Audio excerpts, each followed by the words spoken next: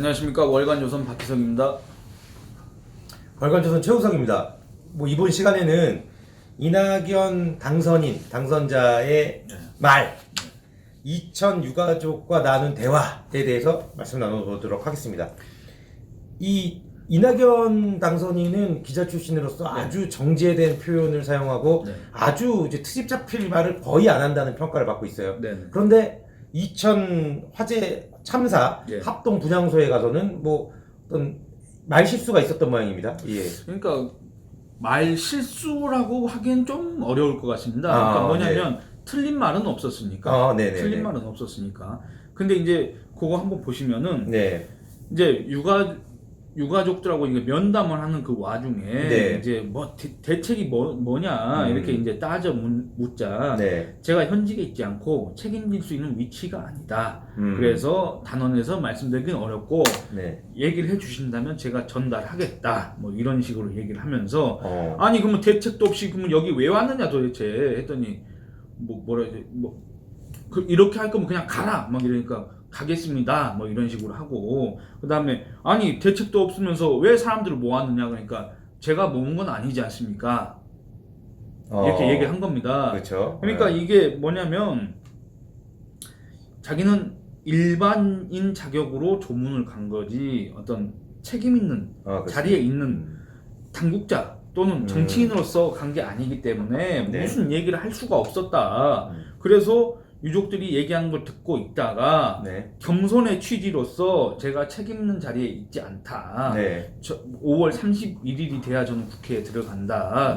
이런 식으로 얘기를 한 겁니다. 근데 이제 이게 이낙연 씨가 이낙연 당선인입니까? 이낙연 그렇죠. 당선인이 책임 회피를 한 거 아니냐? 이제 그런 식으로 이제 지적을 하는 그게 있어서 기사도 그렇게 이제 보도가 됐고 그래서 이제 거기에 대해서 얘기를 해보려고 합니다. 근데 보면 실제 아마 유가족들이 얼마나 가슴 아프겠습니까? 가슴 아프고 어떻게 책임져라, 어떻게 책임질 거냐. 아마 이제 아주 국가에서 어마어마한 책임을 지고 있는 세월호 사건도 떠올렸을 거고요. 아마 유가족들께서.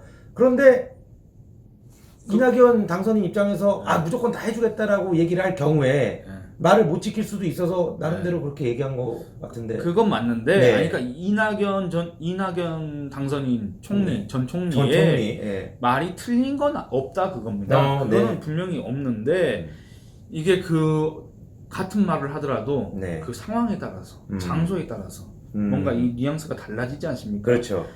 일례를 들어보자면 총선 기간에 차명진, 김대호 이 두 사람 말 틀린 거 없습니다. 그렇죠. 차명진 후보 같은 경우에는 뭐 그 세월호 천막에서 있었다고 하는 그 불미스러운 일, 그게 실제 했는지 안 했는지는 아직까지도 잘 모르겠지만 어쨌든 그런 일이 실제 있었다고 한다면 차명진 후보가 했던 그런 말이 틀린 말은 아닌데 틀린 말은 그 아니죠. 상황에 과연 맞는 말이었느냐? 과연 총선 기간에 꼭 그거를 내뱉었어야 됐느냐? 표현을 꼭 썼어야 되는 거냐? 그리고 그 현수막 있지 않습니까? 현수막 같은 경우에도 상대 후보가 차명진 후보의 현수막 위아래로 이렇게 현수막을 내거니까 또 자기 그 페이스북에다가 그 단어를 써가면서 자기는 싫어 죽겠다는데도 꼭 이렇게 한다고. 그러니까 이런 것들이 어떤 틀린 말은 아니라고 할지라도 상당히 그 상황과 그 기간에 부적절한 발언이지 않느냐 그런 비판이 있었던 거 아닙니까? 근데 이 이낙연 전 총리의 이 상황도 저는 비슷하다고 생각합니다. 지금 가족들이 화마에 희생됐지 않습니까? 그렇죠. 그래서 정말 정신이 없을 겁니다. 정말 정신이 없는 와중에 어떻게 누가 우리나라에서 누가 이낙연 전 총리를 갖다 일반인으로 생각합니까? 그렇죠. 문재인 정권의 행정부의 2인자로서 얼마 전까지 있었고 이낙연 전 총리는 강원도 산불나서 했을 때 수첩 들고 가가지고 수첩 메모도 별로 안 했더만 그걸 갖다 깨알 메모 막 이렇게 하면서 얼마나 그거 선전에 많이 이용됐습니까? 이낙연 씨가 본의가 아니라고 하더라도 그 얼마나 많은 언론 매체에서 그걸 갖다가 소위 말하는 칭송을 해줬습니까? 깨알 메모라고 해가지고 사인펜으로 한 페이지에다가 5줄 쓴 거 갖고 깨알 메모라고 그러는데 근데 이런 데는 왜 그냥 일반인 자격으로 갔냐 그겁니다. 그리고 두 번째는 이낙연 전 총리의 말에 틀린 건 아닌데 설득력이 좀 부족하다고 느낀 부분이 몇 네. 군데 있습니다. 네, 뭐냐면 말씀 좀 해주세요. 네. 유가족들이 질문을 하고 개선책을 요구했지 않습니까? 네. 그러니까 제가 현직에 있지 않고 책임질 수 있는 위치가 아니다. 저는 지금 국회의원이 아니다. 유가족들이 의원님이시니까 좀 대책 좀 어떻게, 그러니까 저는 국회의원이 아니다. 이렇게 네. 얘기한 겁니다. 그러니까 자기는 그냥 아무것도 아니다. 지금 현재 상태에서는 네. 그렇게 얘기했는데 여러분 정말 보시면은 이낙연 전 총리는 총선 기간에 더불어민주당의 상임선거대책위원장이었습니다. 네. 그러니까 이 선거를 이끌었습니다. 선거를 이끌었죠. 더불어민주당의 얼굴 역할을 했습니다. 그렇죠. 더불어민주당 후보들을 갖다가 각지를 돌아다니면서 지지하는 지원 유세를 했습니다. 네. 그리고 끝나고 나서는 그 전에도 마찬가지였지만 아주 압도적인 격차로 1위를 기록하고 있는 대권 주자입니다. 네. 이 사진이 단적으로 그걸 증명합니다. 여러분 이낙연 전 총리가 아무것도 아닌 사람이지 않습니까? 네. 책임 있는 위치가 아니고 현직도 아닌데 더불어민주당 우리나라의 집권 여당입니다. 집권 여당의 4월 17일 날 국립 서울 현충원을 참배하러 가는데 여기 앞줄에 누가 있는지 한번 보시면 됩니다. 이해찬 당 대표가 있지 않습니까? 네. 더불어민주당 대표. 네. 그 옆에 누가 있습니까? 이 네. 두 사람이 더불어민주당을 대표하는데 사실상 지금 이 사람은 거의 끝났고 네. 이번 총선에서 나오진 않았고 네. 이 사람이 지금 이 집권 여당을 이끌고 있다고 봐도 됩니다. 그래서 심지어 당대표 선거에 출마할지 여부도 그럴지 검토한다 말지 그러고. 지금 저울질하고 있는 그쵸. 상태고 근데 예. 책임질 수 있는 위치가 아니란 얘기입니까? 음. 그리고 지금 현재 총리가 아니면 이 사고와는 전혀 무관한 사람입니까? 이낙연 전 총리는 얼마 전까지 총리였습니다. 네. 그리고 세 번째는 국회의원이 지금 아니니까 자기가 할 말이 없다고 네. 이런 취지로 얘기했지 네. 않습니까?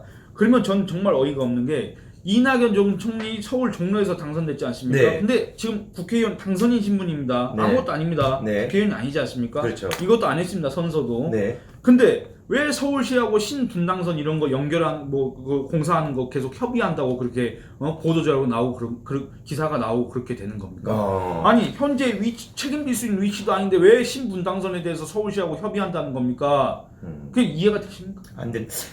이런 이유가 저는 이낙연 전 총리가 받고 있는 국민적 지지 때문이라고 생각을 합니다. 그게 뭐냐면 이제 박 기자가 오랜 취재를 해왔지만 과거 박원순 서울시장의 경우에도 지지율 1위를 달린 적이 있었습니다. 그런데 지지율 1위를 달리면 약간 붕 뜨나요? 저는 안 달려봐서. 안 달려봐서. 근데 뭔가 마치 구름 위를 달리는 것 같은 저기 보이는 대권이 나한테 곧 올 것이다. 그러니까 박지원 의원도 그 비슷한 취지에서 뭐 말을 한 것 같네요. 네. 박지원 의원입니다. 민생당 현역이 이제 곧 한 명도 없어질 한 명도 없게 될 민생당 의원이 이제 광주 지역 이제 언론 매체에 인터뷰에서 이렇게 얘기를 한 겁니다. 이낙연 전 총리가 이제 이런 구설에 올랐지 않습니까? 그러니까 여기에 대해서 지금 현재 잘하고 계시고 국민들로부터 압도적으로 지지를 받고 있지만 그리고 앞으로도 잘 하겠지만 과거 고건 이회창 전 총리의 경우를 반면 교사로 삼아 실수를 안 하는 게 중요하다. 그러니까 이 말에 저도 일부 공감을 하는 게 이낙연 전 총리의 지지율이 한 지금 40% 정도 나왔다 그럽니다. 그리고 이재명 전 현 경기지사의 지지율이 한 14% 정도. 그러니까 이낙연 전 총리 지지율이 얼마나 올라갈지 전 잘 모르겠지만 아마 이게 최대치고 아마 최대치 가능성이 높죠. 올라갈 가능성은 거의 없다고 생각이 됩니다. 그러면 이 지지율을 유지하는 게 중요하지 않습니까? 그렇죠. 지지율을 유지하는 게 어떤 거겠습니까? 실수를 하지 않는 겁니다. 네. 이런 식으로 자기가 국무총리로 있으면서 쌓아놓은 긍정적인 이미지들을 자꾸 깎아먹는 그런 실수를 자초하지 않는다면은 이낙연 씨가 어떻게 대선까지 좀 기대해 볼 수도 있겠지만은 이런 식으로 되면 날아가는 건 순식간입니다. 누가 얘기했느냐? 홍준표 전 자유한국당 대표가 최근에 얘기한 게 김무성, 박원순 이 두 사람을 얘기했습니다. 김무성 지금 현재 의원입니다만 김무성 의원 지지율 1위 할 때 어땠습니까? 뭐 개헌 얘기했지 않습니까? 마치 자기가 대통령 당선인인 것처럼 그렇게 얘기했지 않습니까? 그렇죠. 그러다가 새누리당 대표라는 간판을 떼자마자 추락을 했죠. 네. 네, 아주. 네. 네. 급락했지 않습니까? 네. 지금은 누가 생각도 안 하지 않습니까? 박원순 서울시장도 마찬가지. 네. 박원순 서울시장 2015년 소위 메르스 사태를 거치면서 뭐 자기가 뭡니까? 준전시 상태라 뭐 이러면서 나섰지 않습니까? 네. 그러면서 지지율이 거의 제 기억으로 한 28%까지 올라갔어요. 네. 결국에는 한 1년도 안 돼서 한 1년 정도 돼가지고 지지율이 한 자릿수로 떨어지고 그렇죠. 5% 미만으로 떨어지고 2017년 1월에는 3%가량밖에 안 나와서 거의 사실상 울다시피 하면서 대선 출마를 포기했습니다. 네. 이낙연 전 총리가 지금 지지율이 40%가 나온다고 하는데 올해 연말 가면은 이낙연 전 총리가 어떤 결정을 내릴지 잘 모르는 겁니다. 이 상태로 가게 된다면. 그렇죠. 그러니까 박지원 의원이 고건 이회창 전 총리 얘기를 했지만 네. 일단 고건 전 총리가 아마 이낙연 전 총리와 비교를 하면 가장 적절하지 않을까 싶습니다. 이회창 전 총리는 당권을 쥐었던 사람입니다. 그렇죠. 이낙연 전 총리는 지금 당권을 쥔 적이 없습니다. 네. 그리고 그 안에서 비주류입니다. 비주류고 지금 정치적 기반이 사실상 없다시피 한 사람입니다. 네. 이낙연 씨, 고건 씨도 마찬가지고 고건 씨가 국무총리 재임 시에 노무현 정부 당시에 네. 국무총리 재임 시에 상당히 안정적으로 국정을 관리했다고 해서 무슨 미스터 안정 뭐 이런 별칭을 외신들이 붙여줬다고 하는데 네. 그런 이미지로 국무총리 퇴임하고 나서 대선 주자가 없는 여권에서 대선 주자 1위가 됐습니다. 네. 1위가 됐는데 고건 씨가 포기했습니다. 네. 왜 포기했습니까? 뭐 현실적인 정치 기반이 없어서 자기를 밀어줄 세력이 없어서 그런 거 아닙니까? 네. 근데 이낙연 전 총리도 지금 고건 씨처럼 정치적 기반이 없는 상태에서 그 지지율만 믿고 이런 논란을 계속 이제 불러일으킨다면 결국에는 당내에서는 지지를 받을 수가 없고 결국에는 중도 포기할 수밖에 없는 상황에 닥칠 수밖에 없다. 그런 생각이 듭니다. 박 기자 좋은 말씀을 해주셨습니다. 이제 뭐냐면 이제 대선 주자 1등을 쭉 유지해서 대통령이 된 사람이 그렇게 많지 않습니다. 왜냐면 뭐 이명박 대통령, 박근혜 대통령도 1등이 아니었어요. 그때는 고건 씨가 뭐 1등도 네. 하고 그랬고 그리고 이제 보면은 아니 그리고 심지어 박근혜 전 대통령도 네. 그 2012년도 때도 그렇죠. 그때 지지율 1위가 누구였습니까? 지지 안철수. 막 안철수 이런 사람들 아니었습니까? 예, 전 대표, 뭐 문재인, 아니, 네. 국민의당 현 대표. 현 대표. 예, 뭐. 예.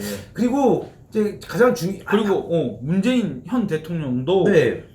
물론 뭐 조기 대선 전국이 열리긴 했지만 그 전부터도 지지율이 1등이 아니었습니다. 그렇죠. 1등이 아니었죠. 1등 원래 반기문 유엔 사무총장이었습니다. 막 3등 막 이런 식으로 하다가 지지율도 막 10% 초반 이렇게밖에 안 나왔는데 네. 상황이 급반전하는 겁니다. 맞습니다. 급변하는 겁니다. 가장 앞선 예를 들자면 통합당을 이끌었던 황교안 대표도 등장할 때 지지율 1등이었습니다. 그때 당시에 지지율이 한 25% 정도 네. 됐습니다. 근데 당 대표 되고 나서 지지율이 한 번도 올라간 적이 없어요. 한 번도 올라간 적이 없고 추락만 거듭하더니 지금은 지지율이 점점 이렇게 내려가다가 지금은 아예 6%가 나왔더라고요. 6%가 제가 봤을 때는. 6%가 나오긴 했는데 과연 황교안 전 대표가 정치적으로 재기를 할 수 있는 기회가 있을까? 그것도 지금 불확실한 상황 아닙니까? 네. 그러니까 얘기하고 싶은 거는 이낙연 전 총리가 압도적인 지지율을 기록하면서 뭐 대권을 꿈꿀 수도 있고 뭐 자기의 어떤 정치적 미래를 갖다 낙관할 수도 있는데 네. 그렇다고 한다면 이런 행보 하나하나를 다 조심해야 된다는 얘기입니다.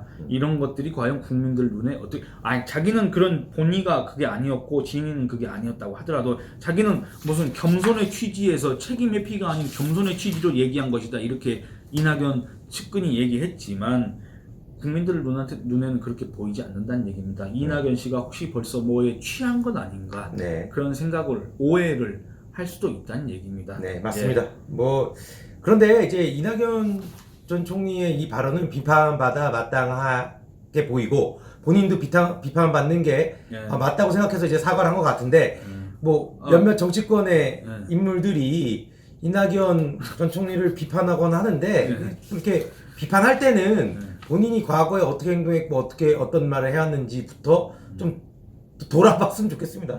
몇몇 정치인들은. 네, 그러니까 장제원 의원이 그 얘기 이걸 갖다 자기 페이스북에다가 지적을 했는데 이낙연 전 총리 측에서 이거에 대해서 인정을 했습니다.